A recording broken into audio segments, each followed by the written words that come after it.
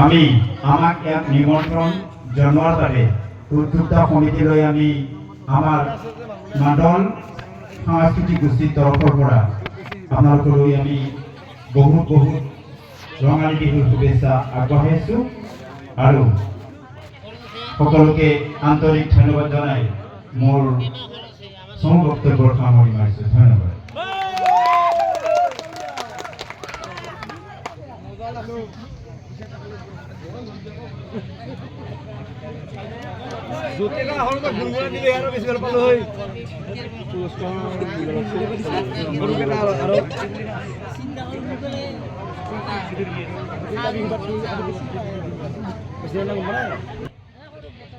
উত্তৰ গুৱাহাটী মাদাঘাটাৰ মাদল ঝুমুৰ নৃত্যৰ সন্তুষ্ট হৈ